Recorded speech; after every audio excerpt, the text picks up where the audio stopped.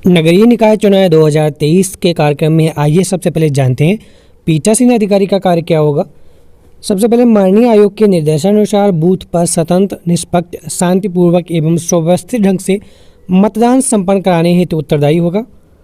Number 2, यह सुनिश्चित करना कि निर्वाचन कराने हेतु समस्त प्रकार की सामग्री जैसे लिफाफे, प्रपत्र संबंधित काउंटर से प्राप्त कर लिया गया है। उसके बाद मतदाता सूची, मतपत्र, सुवेदक चिन्ह, मतपत्र लेखा, पीठासीन की डायरी, घोषणा पत्र, मतपेटी, निर्वाचन लड़ने वाले उम्मीदवारों की सूची, समस्त प्रकार के प्रपत्र एवं लिफाफों को विशेष ध्यान देकर चेक करना होगा जब आप जहां से रवानगी होगी वहां से ये सारी चीज़ें कलेक्ट करेंगे। तो उसके बाद मतदाता को जारी प्रत्येक मतपत्र के पीछे भाग में सुवेदक चिन्ह की मोहर लगाकर मोहर में अंकित समस्त प्रविष्टियों को सही भरकर उसके नीचे अपना हस्ताक्षर करना होगा। मतदान दिवस पर समय से मतपेटिका तैयार करना, एजेंट की नियुक्ति, समय से मतदान प्रारंभ करना होगा। चैलेंज, टेंडर, निःशक्तजन मतदाता की स्थिति में माननीय आयोग के निर्देशों के अनुसार निर्णय लेकर कार्रवाई करना। समय समय पर पीठासीन अधिकारी की डायरी और घोषणाओं को भरना होगा। मतदान समाप्त होने पर मतपेटिका सील करना, समस्त आवश्यक प्रपत्रों को तैयार कर मतपेटी के साथ कलेक्शन सेंटर पर जमा करना होगा। तो इतने कार्य हैं जो पीठासीन अधिकारी करेगा। अब आइए इनमें से जान लेते हैं किस तरह से सुवेदक चिन्ह होगी, किस तरह से वो पीठासीन डायरी भरेगा। जो आपको सुवेदक चिन्ह मिलेगा इंक पैड के साथ मतपत्र के पीछे लगाई जाएगी और जो मतपत्र का प्रतिपर्ण होगा उसके पीछे भी लगाई जाएगी। उसके यहाँ पर प्रविष्टियाँ 3 होगी: निकाय का नाम, कक्ष संख्या, मतदेय स्थल क्रमांक। यहाँ पर सदस्य एवं अध्यक्ष पद के मतपत्र के पीछे मतपत्र एवं मतपत्र प्रतिपर्ण के उक्त मुहर लगानी होगी। ध्यान रखिएगा, दोनों पर लगेगी मुहर। निकाय के नाम में जिस नगर पंचायत, नगर पालिका में आपको वोटिंग कराना है उसका नाम, कक्ष संख्या में वार्ड का नंबर तथा मतदेय स्थल क्रमांक में बूथ का नंबर भरना होगा। मतदान दिवस पर मतपत्र पर सुवेदक चिन्ह की मोहर लगाकर आवश्यक प्रविष्टियां भरकर पीठासीन अधिकारी को दिनांक सहित हस्ताक्षर करना अनिवार्य है। ध्यान रखिएगा, मोहर लगाने के बाद पीठासीन अधिकारी को साइन भी करना होगा। अगर साइन नहीं किया तो वो मतपत्र जो वोटर डालेगा वो बाद में जब काउंटिंग होगी तो अमान्य घोषित कर दिया जाएगा, इसलिए साइन करना ज़रूरी है। उसके बाद पीठासीन अधिकारी को पीठासीन अधिकारी की डायरी भरनी होती है। यहाँ पर इस तरह से फॉर्मेट आप देख सकते हैं, कुछ इस तरह से पीठासीन अधिकारी की डायरी भी आपको मिलेगी 3 या 4 प्रतियों में। नगर पालिका परिषद या नगर पंचायत उसका नाम लिखना है के संबंध में, अध्यक्ष सदस्य के निर्वाचन के संबंध में, निर्वाचन कक्ष का नाम स्पष्ट अक्षरों में और संख्या यहाँ पर भरेंगे। मतदान का दिनांक भरेंगे। मतदान केंद्र स्थल का संख्यांक किस भवन में बनाया गया है देख लेंगे, किसी सरकारी है या अर्ध सरकारी भवन में, निजी भवन में या अस्थायी संरचना में, इनमें जो भी हो उस पर टिक करेंगे। नंबर 4 में स्थानीय रूप से भर्ती किए गए मतदान अधिकारियों की संख्या यदि कोई हो तो वो लिख देंगे। यदि सभ्यक रूप से नियुक्त किसी मतदान अधिकारी की अनुपस्थिति में किसी मतदान अधिकारी को नियुक्त की गई है तो उसका उल्लेख करें और ऐसी नियुक्ति का कारण भी बताएं। अगर है तो भरेंगे, नहीं तो इसे ऐसा ही छोड़ देंगे। नंबर 6, उपयोग में लाई गई मतपेटियों की संख्या। आपकी कितनी मतपेटियाँ उपयोग में लाएगी, अगर 1 लाई गई है तो 1 ही लिख देंगे। अगर 1 भर गई है, आपने दूसरी भी मंगाई है, दूसरी यूज़ की है तो यहाँ पर 2 भर देंगे। नंबर 7, उपयोग में लाई गई मत मुद्राओं की संख्या और क्रमांक वो लिखेंगे। नंबर 8, मतदान अभिकर्ताओं की संख्या और उसमें देश से आने वालों की संख्या। जो पीठासीन अधिकारी मतदान अभिकर्ताओं की नियुक्ति करेगा उनकी संख्या यहाँ पर भरनी है। किस तरह से नियुक्त करेंगे वो भी आपको बता देंगे।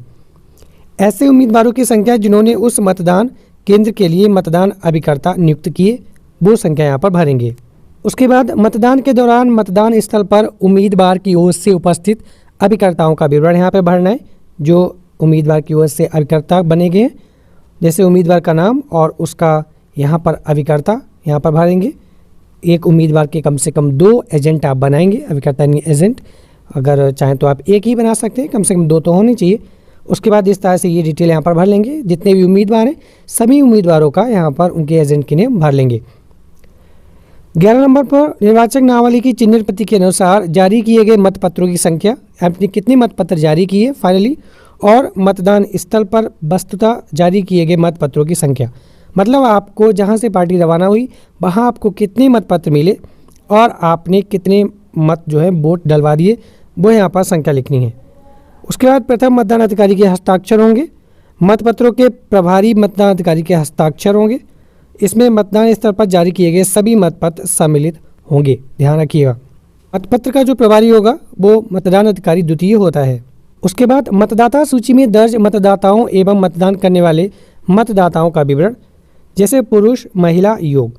मतदाता सूची में दर्ज कुल मतदाताओं की संख्या कितने पुरुष हैं, कितनी महिलाएं हैं, यहाँ टोटल लिख देंगे। उसके बाद मतदान करने वाले मतदाताओं की संख्या यहाँ पर लिखेंगे, पुरुष और महिला टोटल। मतदान का प्रतिशत लिख देंगे, टोटल से पुरुष का प्रतिशत कितना रहा और महिला का प्रतिशत कितना रहा, टोटल योग से निकालकर प्रतिशत यहाँ पर लिख देंगे। यहाँ पर आपत्ति किए गए मतपत्र, अगर कोई आपत्ति किया गया वो यहाँ पर संख्या भरेंगे, अगर नहीं तो ब्लैंक छोड़ देंगे। जिन निर्वाचकों ने साथी की सहायता से मत दिया उनकी संख्या, अगर कोई असहाय होता है तो साथी साथ मिलाता है, अगर ऐसा कुछ हुआ है तो यहाँ पर संख्या लिखेंगे, नहीं है तो नील छोड़ देंगे, यानी ऐसा ही ब्लैंक रहने देंगे या नील लिख देंगे। उसके बाद निविदत मतों की संख्या यानी टेंडर वोट वगैरह हैं, मतदाताओं की संख्या जिनसे उनकी आयु के बारे में घोषणा की गई, यानी आपको लगा कि ये इसकी वास्तविक आयु नहीं है वोट डालने के लिए, ऐसी की घोषणा हुई है, या ऐसे जिन्होंने घोषणा देने से इनकार किया। उसके बाद क्या मतदान स्थगित करना आवश्यक था और यदि हाँ तो किन कारणों से, इसमें ब्लैंक छोड़ देंगे। ऐसा फिलहाल कुछ नहीं होगा, अगर रहा है रीजन, कोई ऐसी स्थिति बन जाती है तो आपको यहाँ मेंशन करना है। उसके बाद ध्यान रखिएगा, प्रत्येक 2 घंटों में हुए मतदान डाले गए मतों की संख्या यहाँ पर भरनी है। पहले 2 घंटे में, दूसरे, तीसरे, चौथे और 5वें 2 घंटों में यहाँ पर आपको डाले गए मतों की संख्या भरनी है और परसेंटेज भी यहाँ पर भरना है।